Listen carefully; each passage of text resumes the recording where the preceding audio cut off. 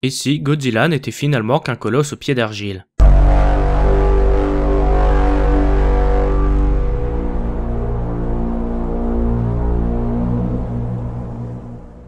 Ah, Godzilla. Ce dinosaure prisonnier d'une grotte et libéré en 1954 par des essais nucléaires a fait beaucoup de dégâts au Japon et au tympan des autres habitants de la planète. Mais est-ce qu'un monstre de cette taille peut exister et quelles seraient vraiment ses capacités? Pour ce faire, il nous faut la taille de la bête. Malheureusement pour nous, Godzilla a fortement grandi depuis 60 ans. En 1954, il faisait 50 mètres et en 2014, c'est plus dans les 130 mètres. Nous prendrons la base de 50 mètres, c'est déjà assez grand comme ça. Dans le premier film, il est dit que si Godzilla est aussi massif, c'est à cause des émissions radioactives qu'il a absorbées. Il était donc plus petit. Quelle taille exactement? Difficile à dire. Déjà, Godzilla est un hybride de dinosaures, entre le Tyrannosaurus rex pour le corps et le stégosaure pour les plaques dorsales. Des dinosaures populaires à l'époque, mais de tailles très différentes. Parmi ces deux espèces, c'est le T-Rex qui est le plus long avec 13 mètres au compteur. C'est impressionnant, mais ce n'est pas le plus grand dinosaure carnivore découvert. Il s'agirait du Spinosaure avec une taille de 18 mètres de long pour l'estimation haute. Quant à la hauteur, c'est encore le Spinosaure qui gagne avec 6 mètres sans la crête dorsale. Pour la suite des calculs, nous prendrons le Spinosaure comme référence pour donner plus de chances de survie à Godzilla, car on va voir qu'il n'a pas une vie facile. Donc en partant de la base de 6 mètres pour arriver à 50 mètres, on a un facteur de 8,33 qui est appliqué. Ce qui signifie aussi qu'un Spinosaure de 50 mètres de haut fait 150 mètres de long, soit un peu moins que 2 à 380. Godzilla ne fait visiblement pas cette taille pour deux raisons. La première est que le Spinosaure a son dos parallèle au sol, ce qu'on ne savait pas à l'époque. La seconde raison est plus terre à terre, c'est un homme dans un costume. Et ce dernier n'a pas un truc aussi perfectionné que la version 98. Godzilla est donc vertical. Quoi qu'il en soit, le problème n'est pas l'exactitude des calculs, car un souci survient très rapidement avec l'augmentation de taille. Si on double la taille d'un cube, la réponse logique concernant son volume est qu'il double aussi. Erreur, car en doublant la taille, on double aussi toutes les dimensions, hauteur, largeur, épaisseur. Ainsi un cube de 1 de haut fait 1 de volume, mais une fois doublé fait bien 2 de haut, mais 8 de volume. Le cube est donc 8 fois plus lourd avec un simple doublement de taille suivant les bases scolaires de géométrie. Si on prend comme facteur de grossissement x, on obtient une augmentation de volume égale à x fois x fois x. Spinosaure est le plus gros dinosaure carnivore, et il faisait 6 mètres de haut. Logiquement, Godzilla devait faire une taille à peu près comparable avant les radiations. Il a donc subi une augmentation de 8,33. Son volume a augmenté de 8,33 fois 8,33 fois 8,33, ou plus simplement 8,33 au cube, soit 578 fois. C'est exponentiel et ce n'est pas sans conséquence pour une raison simple, la résistance structurelle des matériaux. Chaque matière peut supporter une force définie. Si cette force est trop importante, le matériau casse. Godzilla est terrien et est donc composé de la même chose que tous les autres animaux, notamment les os, car c'est ce qui importe ici. Et la loi de la résistance des matériaux est implacable, on ne peut pas avoir une taille infinie. Pour comprendre ça, il faut encore se tourner vers le cube.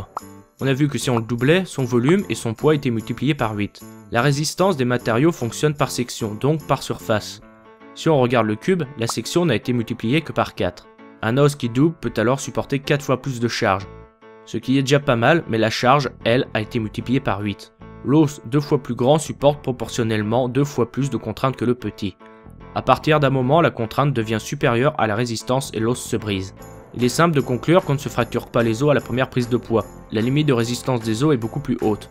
Mais à partir de quelle taille exactement Godzilla devient trop grand, donc trop lourd, et franchit les limites structurelles de ses pattes qui céderont sous son poids?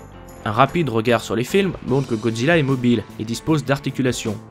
Logique me direz-vous, mais je vous répondrai qu'un poteau est plus solide d'une seule pièce qu'avec une articulation. Cette dernière est le point faible de la bête qui fait baisser sa taille maximum, vu qu'un axe crée une fragilité dans l'ensemble de la structure, diminuant de ce fait le poids qu'il peut soutenir. Pour prendre un exemple concret, la gazelle a de fines pattes car elle est légère et peut aussi être extrêmement agile. L'éléphant par contre ressemble plus à des piliers soutenant un gros cylindre. Son poids est trop important et inflige des contraintes énormes à ses pattes qui sont obligées de se renforcer.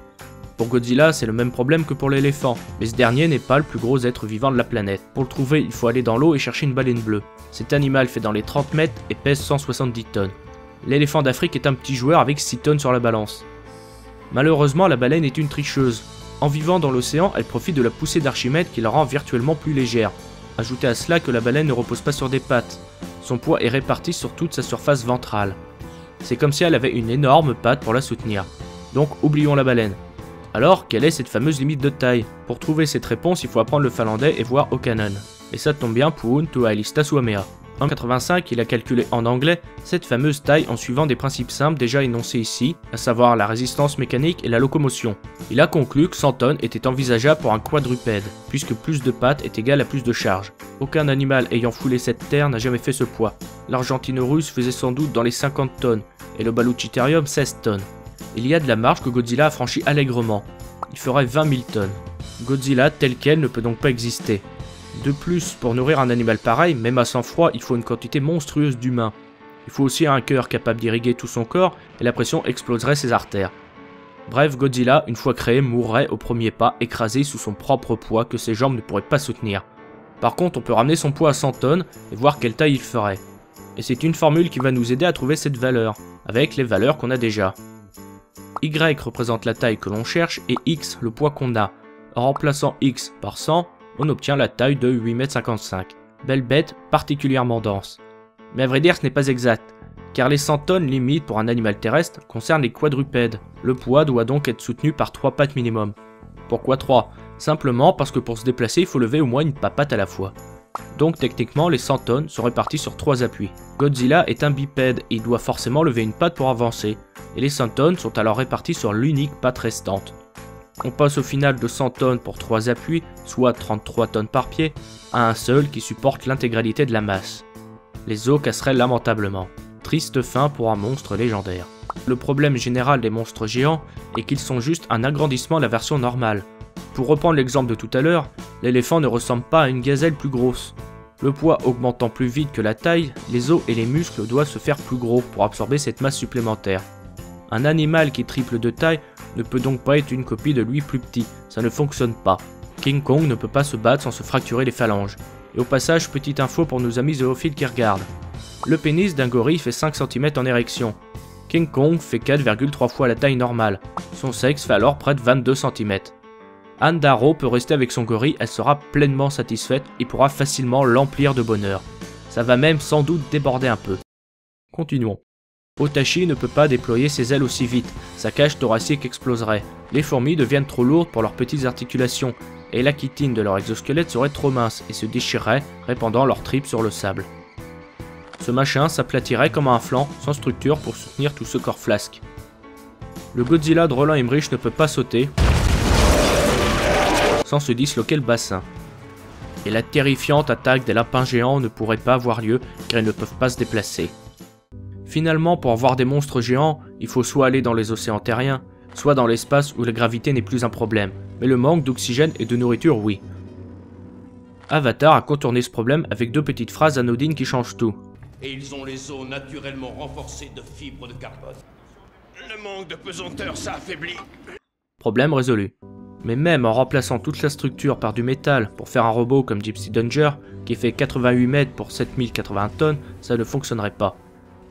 Déjà qu'il ne pourrait pas courir, alors résister à une chute de 15 km comme celle-ci, surtout pour les 2 personnes à l'intérieur, n'en parlons pas.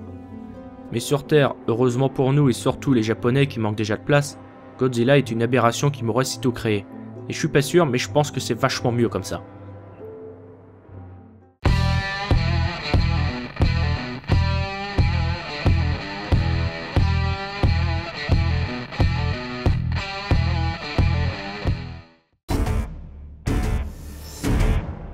Quel est le point commun entre Desperato's Wife et Xena la guerrière? Petit indice subtil. Les 2 séries ont fait appel à la post-production pour enlever des trucs gênants d'après les chaînes. Pour Desperato's Wife, les actrices ne portent pas de soutien-gorge et leurs tétons étaient forcément visibles mais gênaient la chaîne. Sur Xena, avec un soutif en fer, ça va être dur aux tétons de pointer à travers. Mais c'est durant les courses et les cascades que les actrices voyaient de temps en temps leurs mamelons s'échapper et en montraient trop. Si sur Xena, l'effacement mamelonnaire est logique, sur Desperato's Wife, c'est plus étrange, surtout pour ceux qui ont vu Friends, où c'était la fête aux tétons. Et ABC qui diffusait Desperato's Wife appartient à Disney. Ceci explique peut-être cela.